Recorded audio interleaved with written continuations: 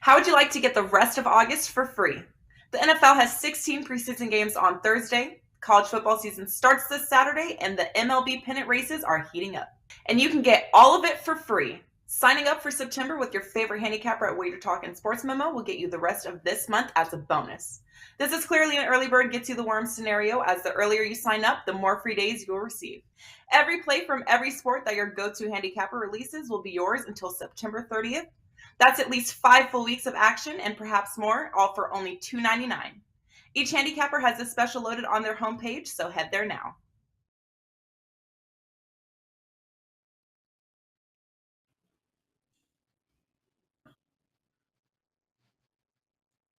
Hey guys, welcome in and a very happy Friday to you now. Hard to believe the end of August is here, and so is racing almost at Saratoga, but not before we get that that midsummer classic here, the Travers Stakes. And boy, oh boy, what a race this is going to be. Who better to help us break it all down than the pundits themselves, as Marco D'Angelo back in the house, as is Sig. These guys are ready. Breeders' Cup just around the corner, it feels like, but what a year of racing it has been, and it's going to culminate here at Saratoga. And Marco, always one of the favorite races of the year here in Saratoga with the Travers. Should be a good one, too. Absolutely, and this is one of those races as we build towards the Breeders' Cup. This could determine horse of the year. We know we got a horse in here that I'm very fond of. Would have been more fond if he would have got his nose up at the wire. But we'll talk about that. But I just want to tell our viewers how cagey our host is. Ooh. Now, Mr. Joe Ranieri here, I asked him, and he's probably the busiest guy at WagerTalk. I mean, there's so many shows he does and everything, and we appreciate him doing Pony Pundits with us. And I felt bad asking him to take on another show this year. And you may not know it, but Joe is joined the Bet On It crew this year. Now, it took some serious negotiations when I had to call him. I had to wine and dine him and ask me, he goes, well, when is it? And this, I don't know my schedule. And then he goes, wait, what? Did you say Wednesday? Wednesday afternoons? Isn't that when your horses race at the Meadows? Yeah, I'll do the show. No problem. Yeah, that's the last time I get a long shot winner with one of my horses at the Meadows. Welcome to Bet On It, Joe. I appreciate you joining the crew. And let me just say this, Sig, and I appreciate that, Marco, but Sig, let me just tell you how this rolled out. Are you ready for this? We are about to start taping, and 3 minutes before, Marco goes, wait, hold on. I just want to throw it out there. I got a horse running 10-1 at the Meadows. I'm just saying, Laurie's running, and we're going, now you tell us, now you tell us. But the good news was, Sig, he said not a word about it for the rest of the show, which meant, you know what happened to that horse. I think actually she's still running. So, Sig, what's going on here, my man? You have been finger on the pulse of Saratoga all meet long. Anything we can take away from the meet this year? Have you noticed anything to this particular point? Well, Joe, a typical Saratoga meet, we see a ton of Chad Brown horses. And we're going to see more this weekend in the stakes races. I believe there's 46 horses entered in stakes on Saturday. 13 or 14 of them come from the Chad Brown barn. So it's always interesting. Brown definitely dominates the New York circuit, definitely dominates Saratoga. But we've been all over Saratoga, guys, all meet long. We're coming up to the biggest weekend of the year with the Travers here. Got a special 2-page report for you guys over at WagerTalk. 13 races on tomorrow's card, a bunch of stakes, a bunch of big names. 2 pages. We got exactas, daily doubles, pick 4s, pick 5s. We got the entire card covered for you. You guys can get those now over at WagerTalk.com. WT.buzz/SIG, guys. Hop on it now. Get them early. Get ready. Big day of racing. First race, 11:30 Eastern tomorrow. He's been crushing it, guys, at this Saratoga meet. Great opportunity to grab those plays now. We'll break down the Travers for you, but get a jump on it now. WT.buzz/SIG. Hop on board with him. Get all of those selections for the card tomorrow delivered directly to you. And speaking of selections, Our boy Marco here, forget about the Meadows, but he has been absolutely crushing it as usual this baseball season, guys. And of course, you know, NFL college football just around the corner. Marco has 5% plays up and available right now. In fact, two 5% future bets, one in the NFL, one in college, that are ready to go. But you don't want to buy just the one play. You can get, in fact, the entire month of September and get the rest of August right now, including this weekend's meets, just $2.99 if you head over to Marco's page right now. So all sports, all selections, including his 5% best bet futures for just $2.99 over at WagerTalk.com. Visit Marco's page, guys, and take advantage. No reason not to make it a very profitable weekend here. And let's see if we can narrow down what we got going on at the Travers here with some names that are going to look very familiar. This is a very chalky number one horse, Marco. So I'm assuming we're going to send that over to Sig, or are you going to dive into this one? No, Sig gets the number one horse because I want the number two horse. I got a lot to say about him. All right, there you go, Sig. Here we go, man. We are starting it off with that number one horse. Talk to me, Sig. Cyberknife, what do you think we're going to get here? Well, Joe, this is a horse that's steadily been improving here, basically all year long.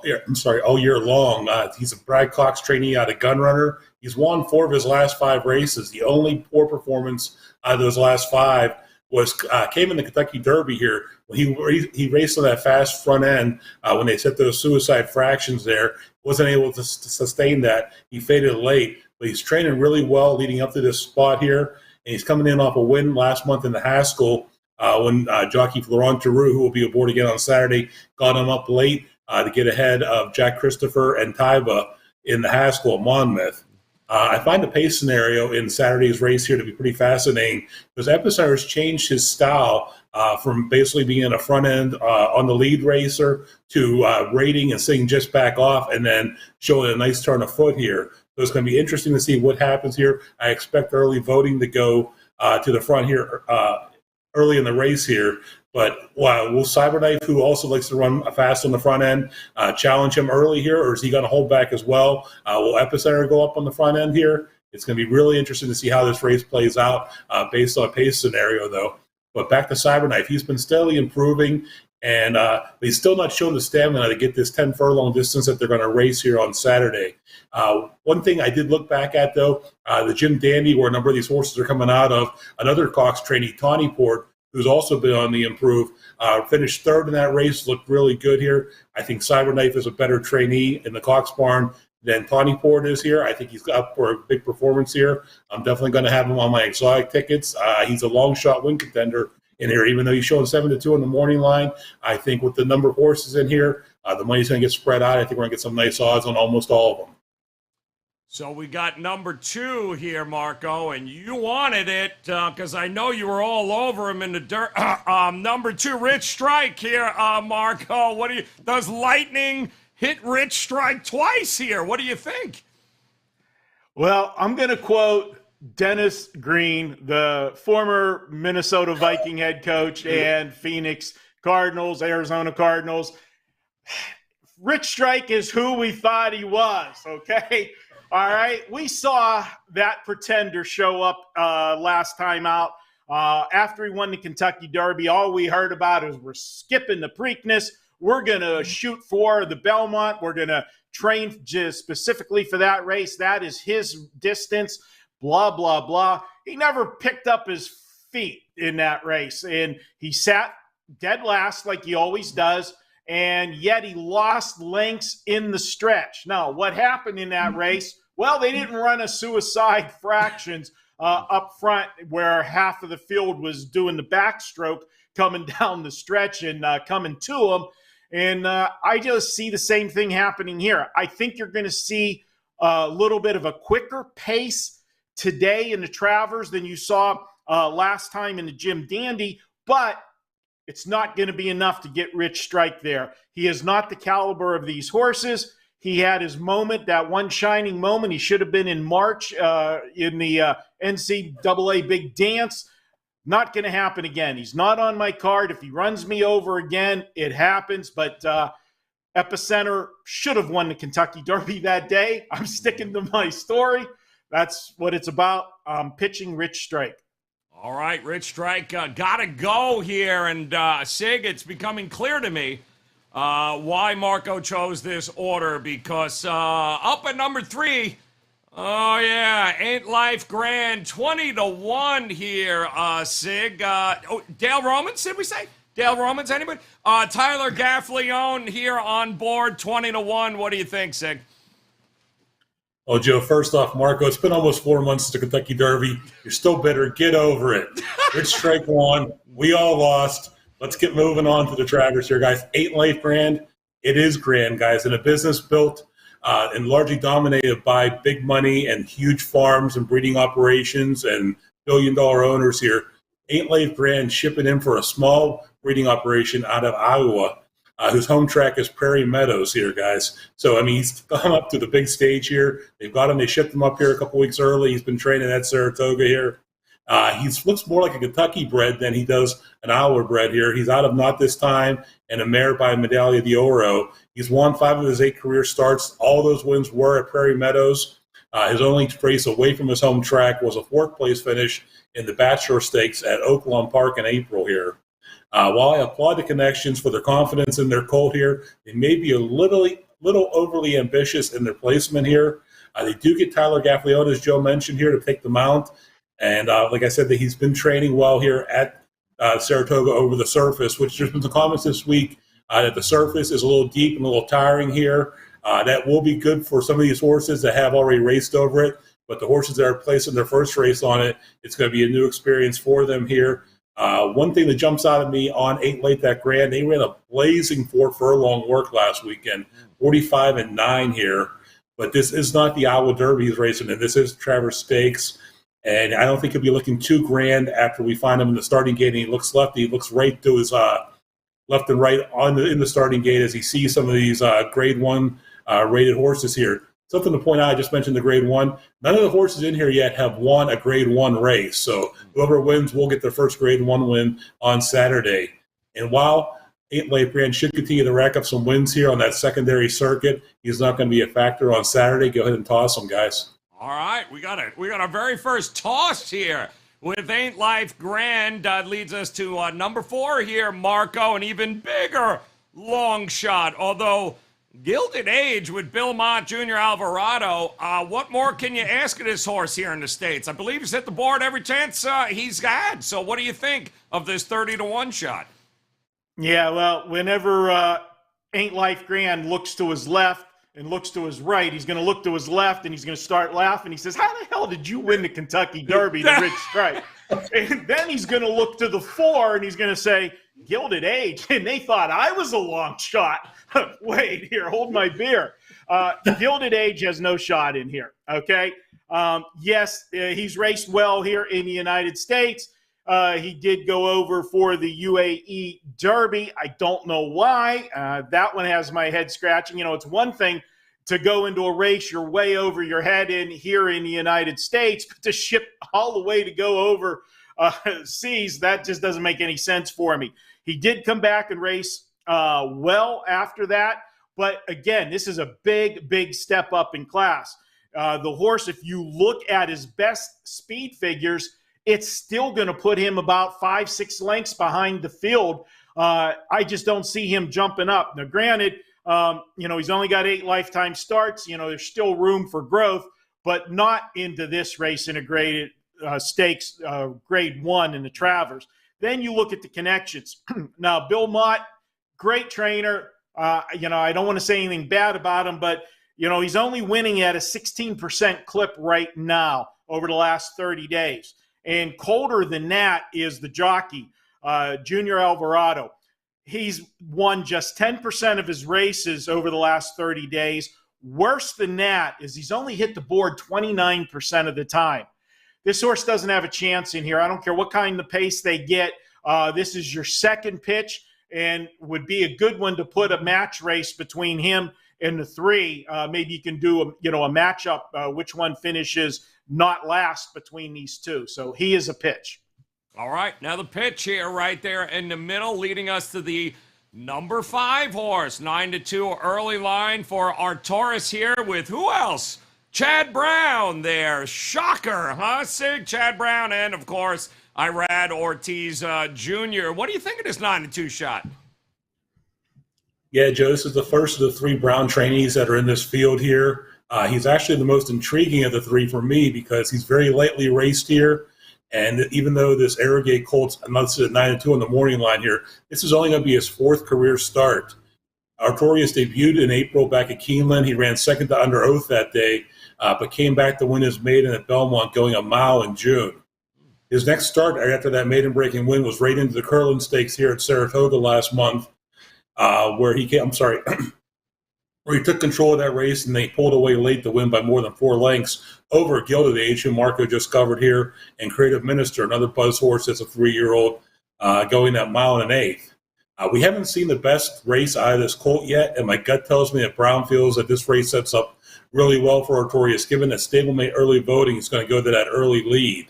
If he is challenged and there is that pace battle here, it's going to set this race up for a closer. And Brown's got 2 choices in here in closers with Arcturus and Zandon. Both have shown that ability to come running late here.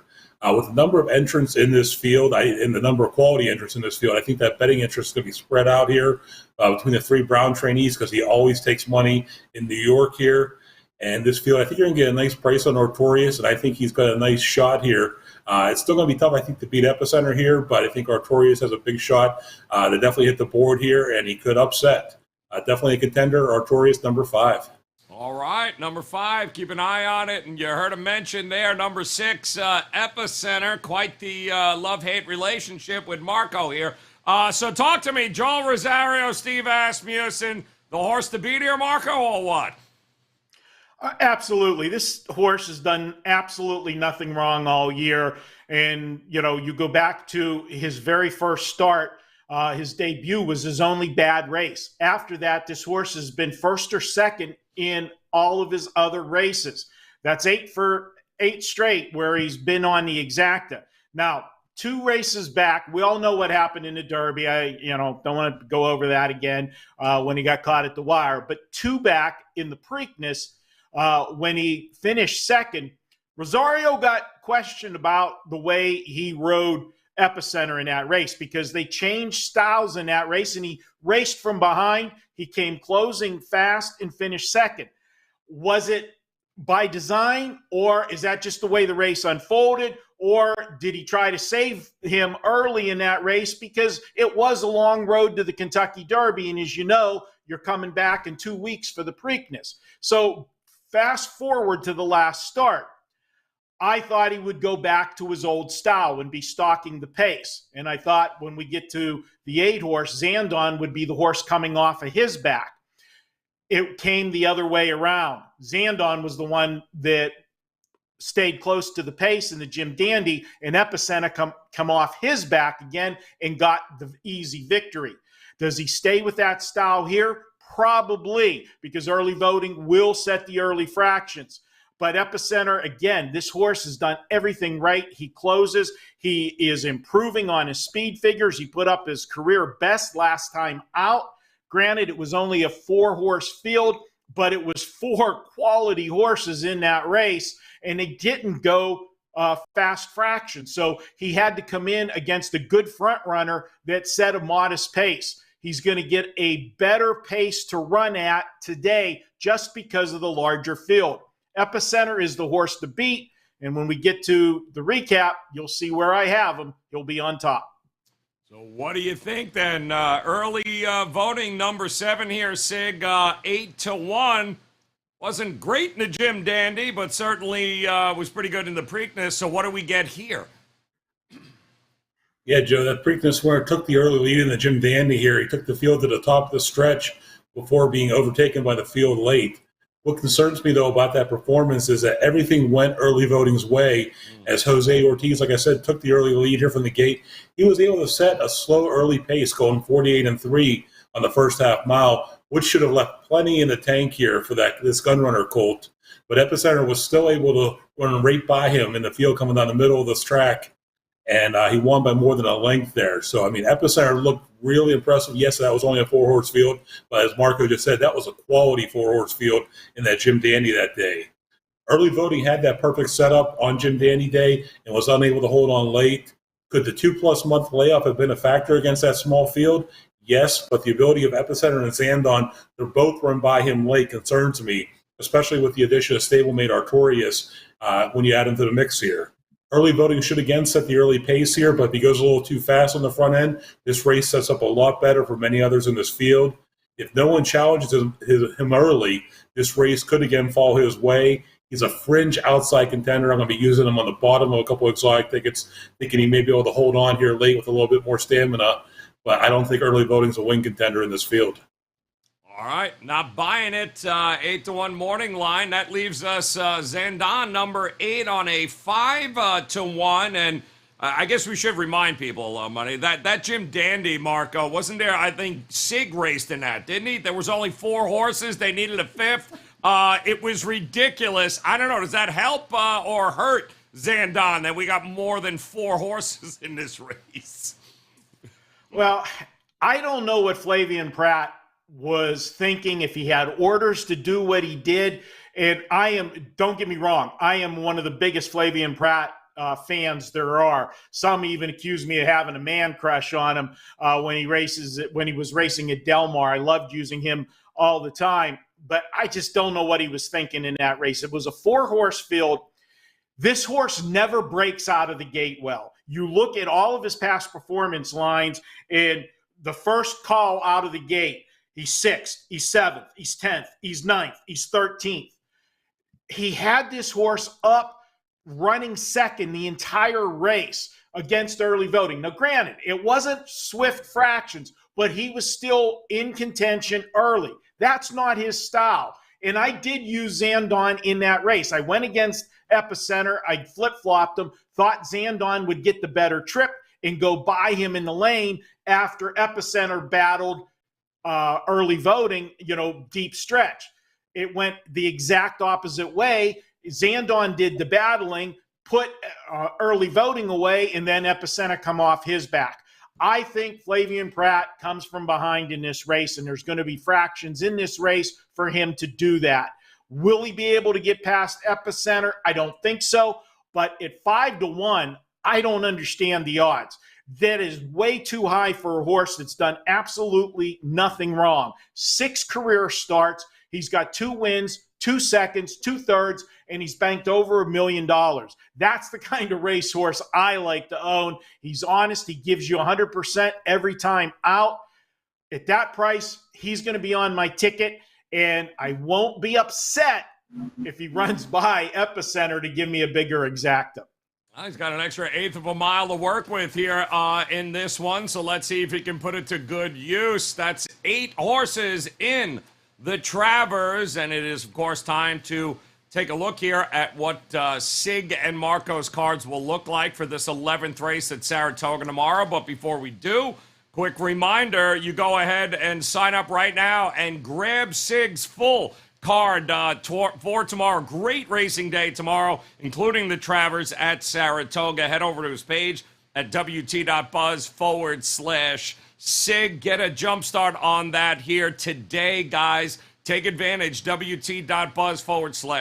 And Marco, he's already got a couple of 5% future bets up, one in the NFL, one in college football, and you can get those along with every play now through September 30th for just one low price of $2.99. Head over to Marco's page. Every sport, every play, including all of his 5% best bets, $2.99 now through September 30th at Marco's page at WagerTalk.com. All right, Sig, start us off here, my man. 8 horses. We're usually used to 3 or 4, but talk to us now. Break it down. What is your card going to look like here for the Travers? Well, Joe, it wasn't hard to break it down. The top four horses here, I think Marco and I both are going to agree on these top 4. I'm not going to have them probably in the same order here, but guys, I landed on Epicenter. That Jim Dandy performance was really impressive to me, and I think if he has anything similar to that in the Travers Stakes. He's going to run right by these guys again here in the stretch. Like Marco said, his horse has hit the exacta in every career race except for his debut. He shows up every single time, does exactly what's asked for him. And his trainer, Steve Asmussen, he's the leading trainer in history in North America with over 20,000 wins here. He's never won the Kentucky Derby. He's never won the Travers. He was really close. I mean, within an eighth of a mile of winning the Kentucky Derby in May. I think he might get his first Travers win here on Saturday with Epicenter. I used him on top. The second horse I landed on was Artorias. I already told you guys my thoughts on this Chad Brown trainee. A ton of upside in him here. I think you're going to get a nice price. Then I went to the 8th Zandon, who I loved in the Kentucky Derby. Unfortunately, he was never getting by Epicenter there, but I think he has another good performance in him. And the one-horse Cyberknife is the one. I think that's the biggest wild card in here. Brad Cox trainees always do well, always improve throughout their 3-year-old season. I think Cyberknife has a lot of upside in here, and I think he'll be coming late. I think he definitely is part of your exacta, trifecta, and superfecta tickets here.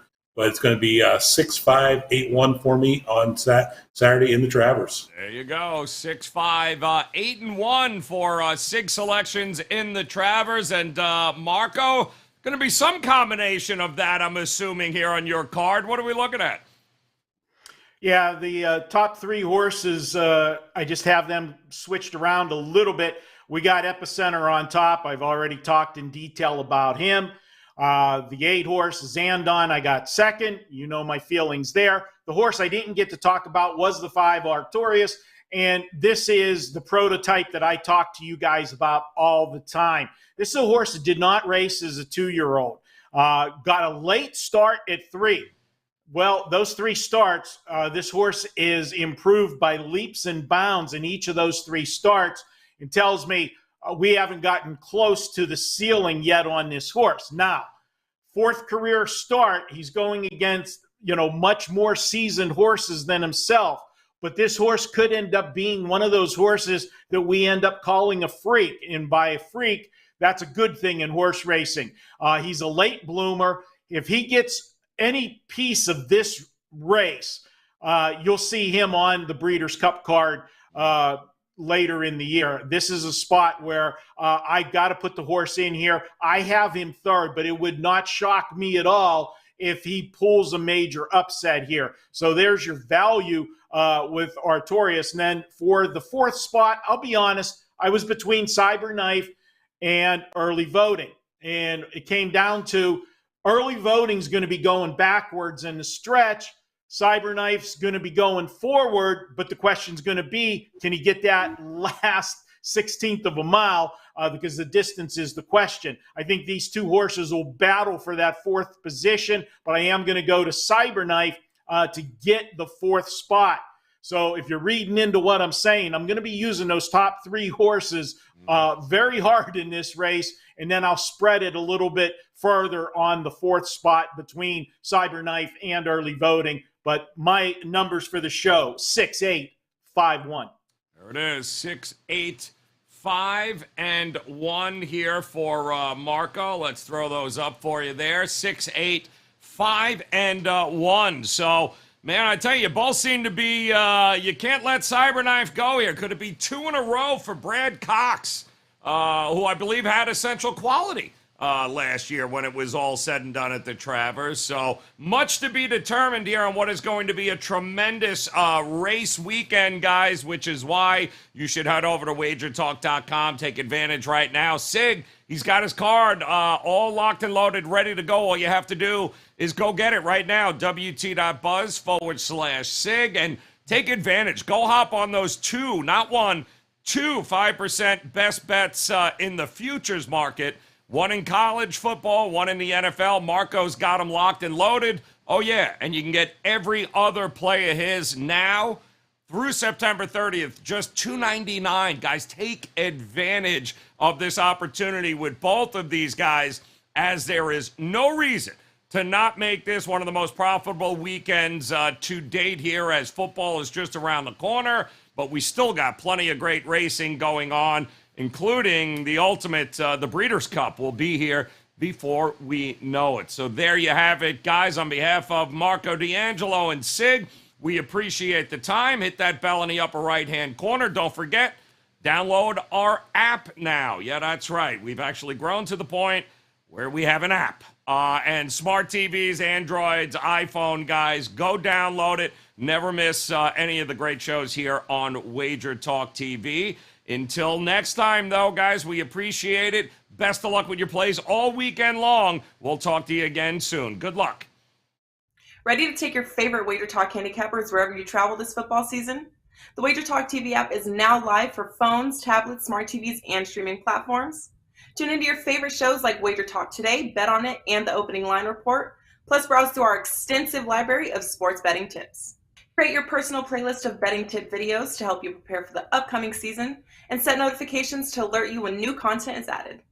Download the app for Apple, Android, Amazon, and Roku devices by searching for WagerTalk TV, or scan the QR code on your screen to join the winning conversation today.